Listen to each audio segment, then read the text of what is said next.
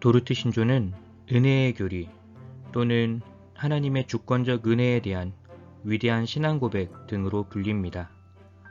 17세기 초 네덜란드에서 아르미니우스 파와의 논쟁의 결과로 이 신앙 고백문이 작성되었는데요.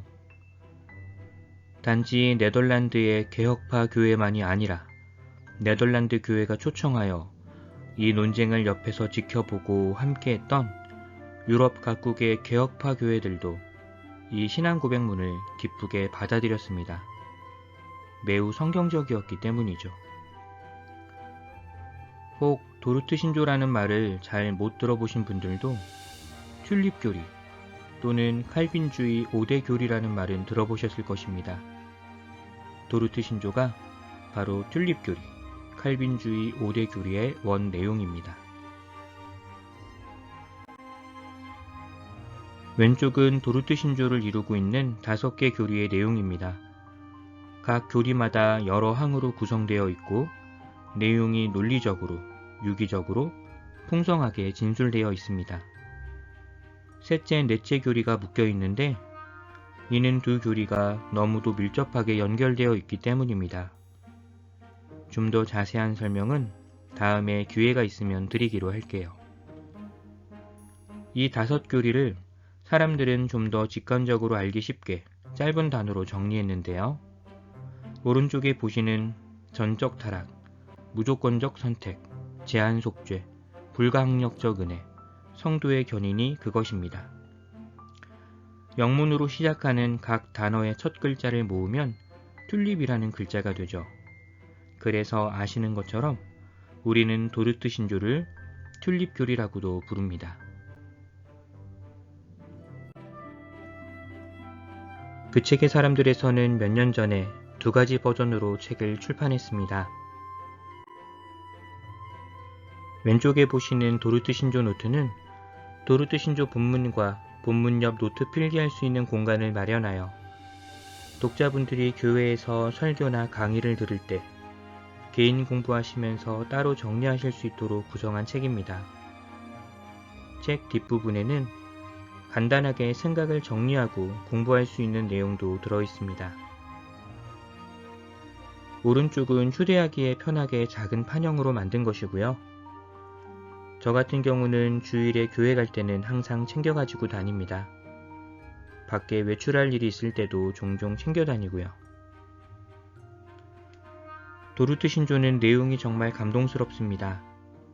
죄와 비참 가운데서 죽을 수밖에 없는 온 인류, 그 가운데서 선택하시고 구속하시고 그들을 끝까지 지키시는 하나님의 은혜에 대해 생각할수록 겸손해지고 더 찬양하게 됩니다.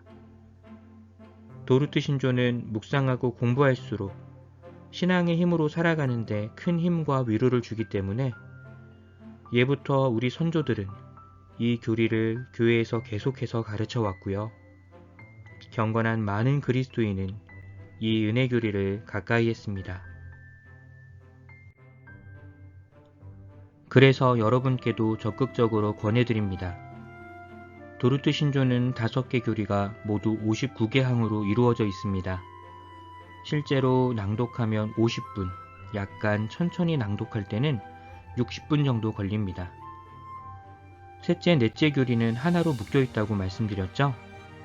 그러면 보시는 표와 같이 총 4단위가 됩니다. 각 교리가 몇 개 항으로 구성되어 있는지 적었고요. 제 기준으로 낭독하는 데 걸리는 시간이 어느 정도인지를 함께 나타내었습니다. 1년이 52주니까 각 교리를 4주마다 반복해서 묵상하거나 낭독하면 1년에 총 13번을 읽을 수 있습니다. 제가 실제 하고 있는 방법인데요. 저는 주로 주일 이른 아침에 도르트 신조를 읽고 잠시 묵상합니다. 이렇게 하면 주일 예배 전에 제 마음이 다른 때보다 훨씬 겸손해지고 은혜에 대해 더 많이 생각하면서 주일 예배를 더 소중히 여기고 설교를 듣기에 더 부드러운 마음이 됩니다. 처음 한두 바퀴를 돌 때는 조금은 일로서 기계적으로 하는 느낌이 드실 수도 있어요. 그런데 계속 보시다 보면 계속 묵상하시다 보면 저처럼 손에서 놓지 못하실지도 모르겠습니다. 사람에 따라 토요일 저녁에 읽을 수도 있겠고 주일 아침 일찍 교회 가서 읽고 묵상할 수도 있겠네요. 사람에 따라 다양한 방법으로 도르트 신조를 읽고 묵상하고 공부할 수 있을 것입니다. 여기서는 아직 도르트 신조를 많이 접해보지 않으신 분들을 위해 방법을 제안해 볼까 합니다.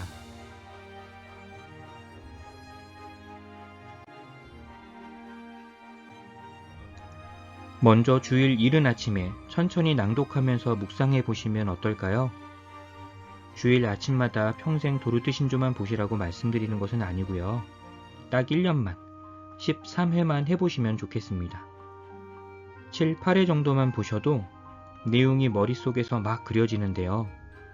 그러면 신조 본문 자체에 꽤 익숙하게 됩니다. 자연스럽게 설교를 듣는 귀가, 성경을 보는 눈이 달라지기도 합니다. 주일 예배를 위해서도 우리의 경건을 위해서도 추천드립니다.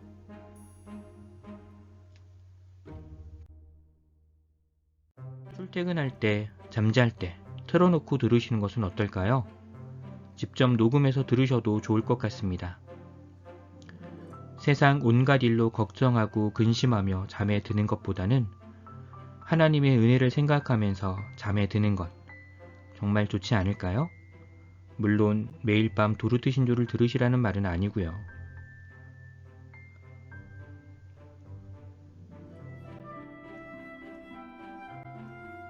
어느 정도 도르트 신조에 익숙해지시고 도르트 신조, 곧 은혜교리가 주는 위로와 감동을 어느 정도 경험하셨다면 시간을 정해서 한 번 정도는 직접 공부해 보시길 권합니다. 도르트 신조에 관한 다양한 책들이 소개되어 있는데요. 언제 한번 제가 소개해 드릴 수 있으면 할게요. 제가 해도 된다면요. 아무튼 그런 책들의 도움을 받아서 공부하셔도 좋겠고요. 사실 제가 가장 추천해 드리는 방법은 여러분의 교회에서 이 도르트 신조를 가르쳐 달라고 요청하시라는 겁니다. 물론 이미 그렇게 하고 있는 교회들도 상당히 있겠지만 아직 도르트 신조를 교회에서 공적으로 배우지 못하셨다면 적극적으로 건의하시고 요청하셔서 여러분의 목사님께 연속 강해 설교든 강의든 배우고 질문하고 토론하면서 교회에서 듣고 교회에서 함께 정리해 보시길 권해드립니다. 우리 선조들이 도르트 신조를 사랑한 것처럼 저희도 이 교리를 사랑하길 원합니다. 도르트 신조가 우리 선조들로 하여금 하나님을 더 사랑하게 해주고 찬양받기에 합당하신 하나님의 이름을 더욱 높여 찬양하게 한 것처럼 우리 마음과 입술도 찬송받으시기에 합당하신 하나님을 더욱 소리 높여 마음 다해 찬양하게 해주길 원합니다.